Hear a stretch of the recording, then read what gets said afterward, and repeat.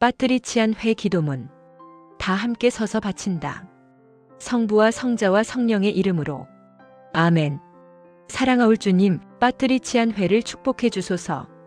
저희는 파트리치안 회원으로서 주님께 가까이 가고자 하오며 또한 주님의 어머니시며 우리의 어머니이신 성모님께 다가가려 하나이다. 저희가 가톨릭 신앙을 잘 이해할 수 있도록 도와주소서. 그리하여 진리가 저희들의 삶을 변화시키고 주님께서 항상 저희와 가까이 계심을 깨닫게 해주소서. 이로써 저희가 주님 안에서 생활하고 주님 안에서 서로 의지하며 저 한 사람의 방심이 형제들을 고통스럽게 하고 멸망케 할 수도 있음을 깨닫게 해주소서. 저희에게 내려주신 짐이 비록 무겁지만 영광임을 알게 해주시고 주님을 위해 기꺼이 인내하게 하소서. 저희가 어떤 인간의 무리인지 또한 저희 본성이 얼마나 게으른지 잘 아옵기에 저희는 주님께 저희의 두 어깨를 바치기에도 합당치 않음을 고백하나이다. 그러나 주님께서는 저희의 연약함보다는 저희의 믿음을 소중히 여기시어 불완전한 저희를 주님의 도구로 불러 써주심을 또한 잘 알고 있나이다. 이에 저희는 어머니이신 마리아의 기도에 저희들의 목소리를 합하여 하늘에 계신 아버지와 주님께 간절히 청하오니 저희에게 성령의 은총을 내려주시고 저희와 함께 머무르시며 생명의 말씀을 주시고 저희에게 필요한 모든 것을 베풀어 주소서. 그리하여 저희가 풍부하게 받은 것을 아낌없이 나누도록 해주소서. 이 길이 아니고서는 주님의 강생과 처절한 십자가의 죽음이 얻어주신 은총의 열매를 온 세상이 받지 못할지도 모르기 때문이옵니다. 주님, 그토록 크신 당신의 노고와 순환이 저희 안에서 헛되지 않게 해주소서. 성부와 성자와 성령의 이름으로. 아멘. 회합 순서. 파트리치안 회 기도문 다 함께 서서 바침.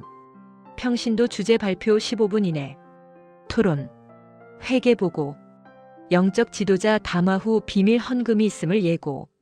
다과 휴식 시간. 영적 지도자 담화 15분 이내. 토론 계속. 헌금 비밀 헌금 주머니를 돌림. 공지사항 주제 발표자에 대한 감사 표시 및 다음 회합. 일자와 주제 등을 알림. 사도신경 다 함께 서서 바침. 사제의 강복 선체로 받음. 대학 및 청소년 지회. 정상적인 방식으로 회합을 갖기가 전혀 불가능한 경우 예컨대 가 대학 및 기타 교육기관에 지회가 설립되어 있거나 나 회원 모두가 18세 미만의 젊은이들로 구성된 지회의 경우에는 다음과 같이 단축된 진행 방식. 소요시간 1시간 30분을 허용한다. 파트리치안 회 기도문 및 평신도 주제 발표 5분 이내. 토론 40분. 휴식 시간 10분 다과를 생략할 수 있음. 영적 지도자 담화 10분. 비밀 헌금은 생략할 수 있음. 토론 계속 20분. 공지사항 일반 지회의 경우와 같은. 사도신경 및 강복 일반 지회의 경우와 같음. 파트리치안 회는 가정적이다. 우리 모두에게 관련되는 문제에 대해 마음을 터놓고 솔직하고 진실하게 대화를 나누는 것은 가정생활에서 맛보는 즐거움 중의 하나이다. 우리 믿는 이들은 그리스도의 형제들이므로 하느님의 가족에 속한다. 옛날 갈릴레아에서 사도들이 주님과 함께 하루의 선교 활동을 마치고 나서 그날 주님께서 주신 가르침을 놓고 이야기꽃을 피우던 바로 그 정신을 본받아 우리의 믿음을 생각하고 믿음을 이야기하며 그것을 실천에 옮기는 방법을 놓고 토론하는 것. 이것이 파트리치안 회의 정신이다.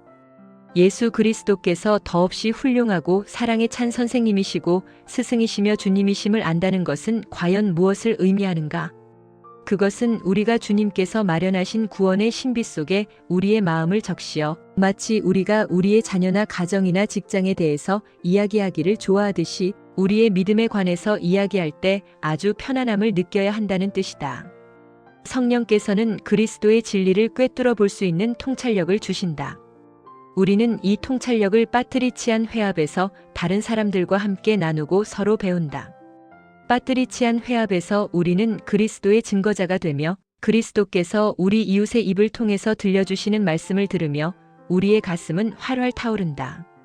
파트리치안 회합 안에서 그리고 파트리치안 회합을 통하여 하느님께서는 우리에게 더욱 가까이 다가오시고 하느님의 진리를 가슴속에 더욱 깊이 새기게 해주신다. 이로써 우리의 일터인 교회가 우리 안에서 더욱 확실하게 그 모습을 드러낸다. 그리하여 마음은 마음으로부터 빛을 얻고 가슴은 믿음으로 타올라 그리스도께서 우리들 안에서 자라시는 것이다. 브로피 신부 제39장 레지오 사도직의 주안점 1. 성모님과 함께 가지 않으면 영혼들에게 접근할 수 없다. 성모님을 대수롭지 않게 여기는 사람들의 잘못된 생각에 영합하려고 간혹 성모님을 뒷전에 감추는 일이 있다. 이러한 방법으로 가톨릭 교리를 좀 더 쉽게 받아들이도록 만들려는 의도는 인간적 사고방식에는 맞을지 모르나 결코 하느님의 뜻을 드러내지는 못한다. 구원 사업에 있어서의 성모님의 역할을 경시하는 태도는 마치 그리스도를 빼놓고 그리스도교 신앙을 전파하는 것과 같다는 사실을 미처 깨닫지 못한 것이다. 하느님께서는 당신의 아들 예수님에 대하여 미리 알려주시고 예수님을 보내시어 인류에게 주시며 세상에 드러내시는 모든 일에 언제나 성모님을 개입시키셨다. 이것은 하느님께서 이 모든 일들을 성모님이 함께 하심으로써 이루어지도록 섭리하셨기 때문이다. 태초부터 세상 창조 이전부터 하느님께서는 마리아를 이미 마음속에 두고 계셨다. 하느님께서는 마리아에 관해서 몸소 가장 먼저 말씀하시고 더할 나위 없이 진귀한 운명을 마련해 주셨다. 성모님의 모든 위대함은 아득히 먼 옛날 하느님께서 이 세상을 창조하시기 이전부터 비롯되었다. 영원하신 성부께서는 태초부터 구세주에 대한 구상을 하실 때마다 마리아도 함께 염두에 두셨다. 이로써 왜 하느님께서 마리아의 도움을 받아야 하셨는가?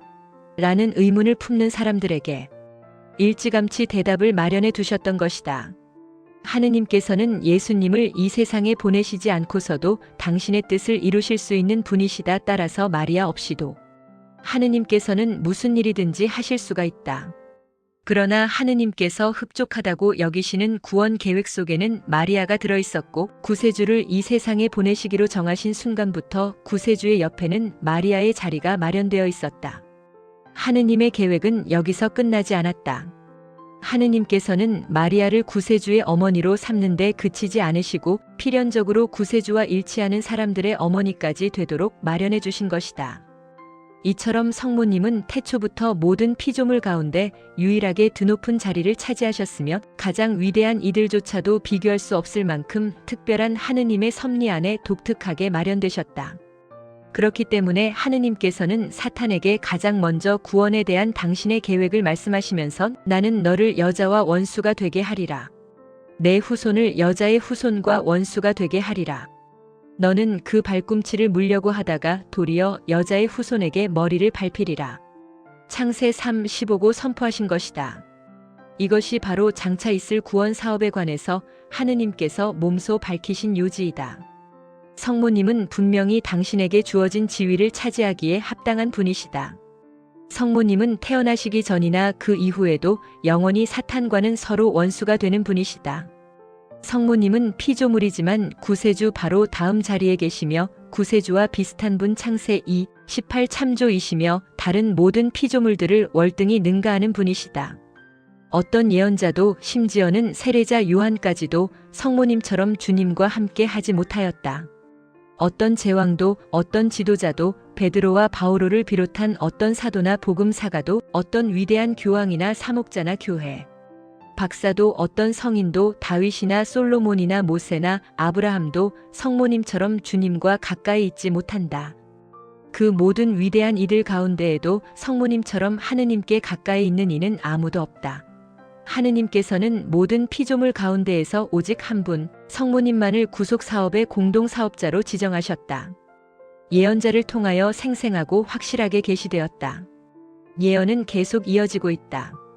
동정녀, 동정녀와 아기, 여인, 여인과 아기, 임금님 오른편에 앉아 계신 모후 이런 예언의 말씀들은 한 여인이 우리 구원의 으뜸 요소가 될 것임을 끊임없이 되풀이해서 확인시켜준다. 이 예언은 장차 그 여인에게 어떤 일이 일어날 것임을 암시하고 있는 것일까? 그 여인과 관련된 어떤 위대한 일이 마땅히 일어날 것처럼 생각되지 않는가? 그리스도교 안에서 성모님이 차지하시는 지위에 관한 문제와 관련된 이런 예언이 얼마나 결정적인 의미를 지니고 있는지를 우리는 거의 깨닫지 못하고 있다. 예언은 닥쳐올 일의 그림자이며 공간 대신 시간을 꿰뚫어 보는 것이며 먼 광경에 대한 희미한 윤곽이다. 필연적으로 예언은 그것이 가리키는 현실보다는 생생하지 못하고 불명확하며 비현실적일 수밖에 없다. 그러나 예언은 당연히 그 언급된 현실과 서로 잘 어울리는 대응 관계를 유지하지 않으면 안 된다. 그 예언은 사탄의 머리를 바수는 여인과 그 여인의 후손이 함께 다른 사람은 없이 구속 사업을 이룬다고 말하고 있다. 그러므로 만일 그 여인이 보이지 않는 곳에 감추어진 채 어떤 형태로든 구원 사업이 실제적으로 일어난다면 근본적으로 모순이 생긴다.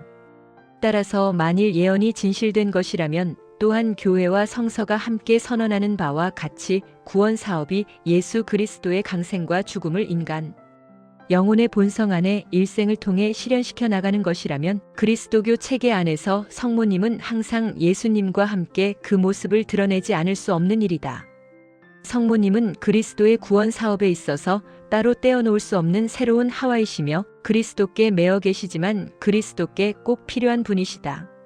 성모님이야말로 가톨릭 교회가 그 은총에 넘치는 인물을 한마디로 요약해서 부르는 것처럼 모든 은총의 중재자 바로 그분이시다. 그러므로 만일 예언이 비추는 준 바가 참으로 하느님의 나라라면 성모님을 소홀히 대하는 자들이야말로 하느님 나라의 이방인들이다. 마찬가지로 천사의 아름은 성모님의 막중한 지위를 나타낸다. 이제 예언은 절정에 다다른다. 이미 오랜 세월 동안 마리아 안에 다져진 하느님의 뜻은 바야흐로 열매를 맺으려 하고 있다. 하느님의 자비에 넘친 계획으로 이루어지는 저 놀랍고도 감동적인 장면을 생각해보라. 인류 역사상 가장 위대한 저 평화 회담에 참가하는 모습을 상상해보라. 하느님과 인간 사이에 이루어지는 이 평화 회담을 천사의 아름이라고 부른다.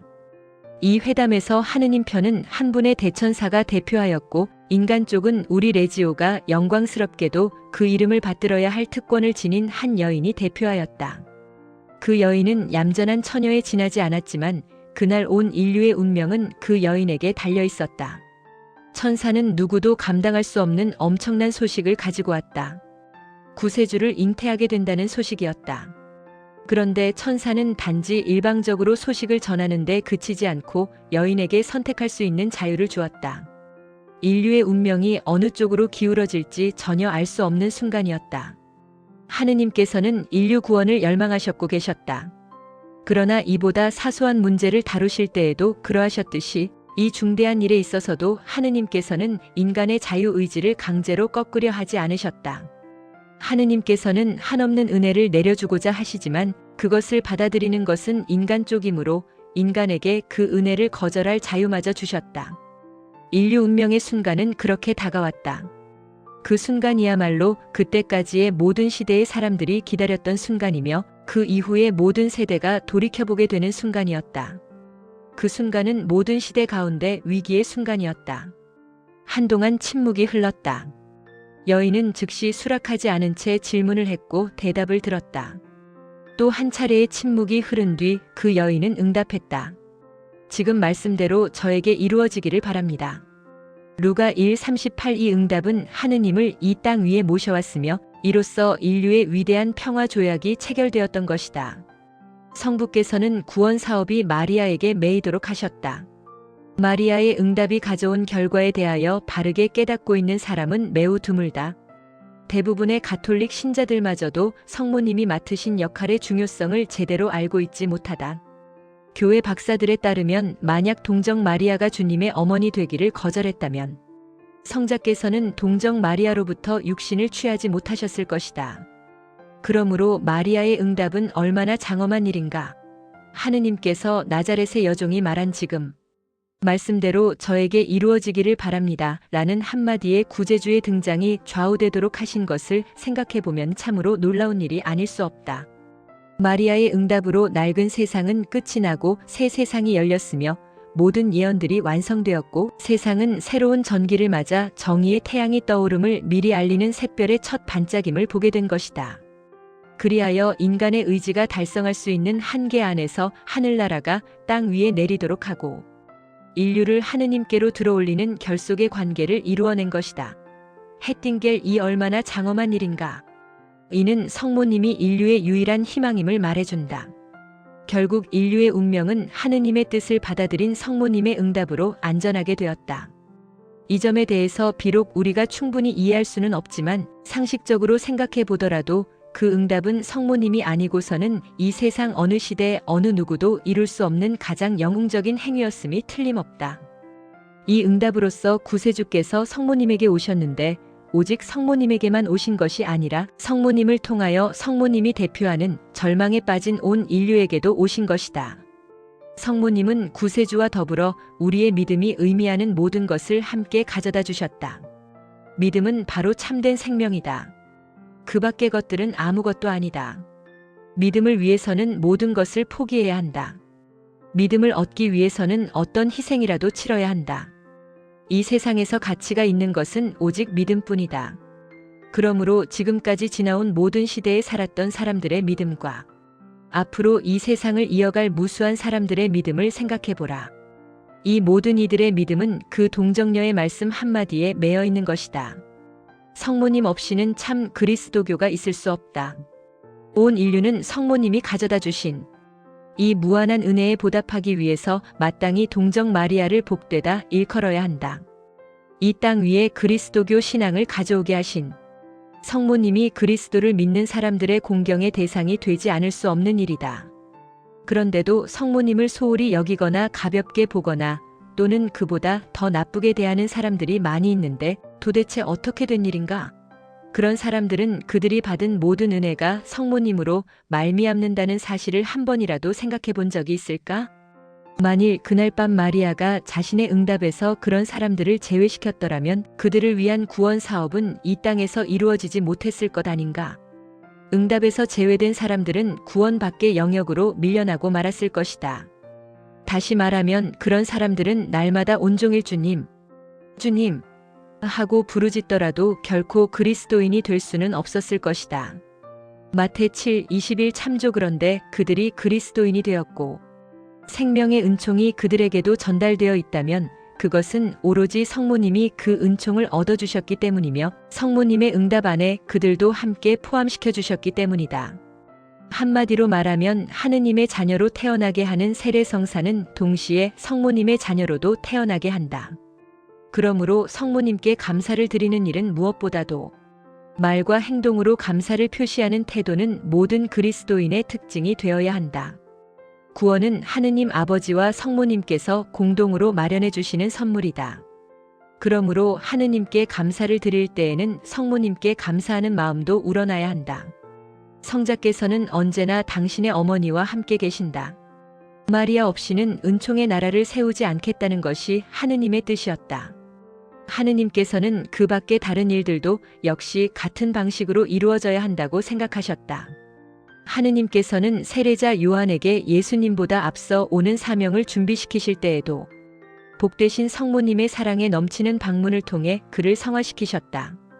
아기 예수님이 태어나시던 날 밤 성모님을 문전에서 되돌려 보낸 사람들은 사실상 예수님을 되돌려 보낸 것이다. 그들은 성모님을 내쫓으면서 그들이 기다리고 있었던 구세주도 함께 내쫓았다는 사실을 깨닫지 못하고 있었다. 선택된 백성을 대표하는 목동들이 모든 백성에게 약속된 분을 찾아냈을 때 그분은 성모님과 함께 계셨다. 만일 목동들이 성모님에게서 등을 돌렸더라면 예수님을 찾아내지 못했을 것이다. 주님의 공연 때 주님은 세 사람의 동방 박사를 통하여 세상의 이방 민족들을 맞아들이셨다. 그런데 그때에도 그들은 성모님을 찾았기 때문에 예수님을 뵐 수 있었다. 만일 그들이 성모님께 가기를 꺼려 했다면 주님께 가까이 가지 못했을 것이다. 나자렛에서 그동안 눈에 안 뜨게 진행되던 일들이 마침내 성전에서 공적으로 확인되기에 이른다. 예수님께서 당신 자신을 성부께 봉헌하셨을 때 어머니의 팔에 안겨 어머니의 손을 빌려 봉헌하셨다. 아기는 어머니에게 딸려 있게 마련이므로 어머니 없이는 이 봉헌이 이루어지지 못했을 것이다. 더 나아가 교부들의 가르침에 의하면 주님께서는 성모님의 동의 없이 공적 생활에 들어가지 않으셨다는 사실이다. 그렇다면 갈릴레아의 가나 촌혼인잔치에서 성모님의 요청으로 물을 술로 변화시킨 예수님의 기적은 예수님께서 당신의 사명을 스스로 입증하는 첫 신호였으며 위대한 행위의 시작이었던 것이다. 예수님과 아담, 성모님과 하와, 십자가와 나무. 구원 사업이라는 장엄한 극의 마지막 장면이 갈바리아에서 막을 내릴 때 예수님께서는 십자가 나무 위에 매달려 계셨고 그 십자가 밑에는 성모님이 서 계셨다. 그런데 성모님은 단순히 자식을 사랑하는 어머니로서만 서 계셨던 것이 아니다. 또는 우연한 계기로 거기 계셨던 것도 아니다. 성모님은 구세주 강생에 참여하셨던 때와 똑같은 자격으로 그 자리에 서 계셨던 것이다. 성모님은 모든 인간을 위해 당신의 성자를 바치는데 동의하시면서 인류를 대표하여 그 자리에 계셨다. 우리 주님께서는 모든 자녀들을 대신하는 성모님의 동의와 봉헌 없이 당신 자신을 성부께 봉헌하지 않으신 것이다. 그러므로 십자가는 예수님의 제사이자 동시에 그 두 분의 제사였다. 교황 베네딕토 15세에 따르면 성모님은 참으로 고통을 당하셨으며 고통 속에서 돌아가신 당신의 성자와 거의 죽음을 같이 할 정도로 고통받으셨다. 또한 성모님은 우리의 구원을 위하여 성자께 대한 어머니로서의 권리를 포기하시고 당신의 힘이 닿는 한 하느님의 정의의 심판을 가라앉히기 위해 성자를 제물로 바치셨다. 그러므로 성모님은 그리스도와 함께 인류를 구원하셨다고 말할 수 있다.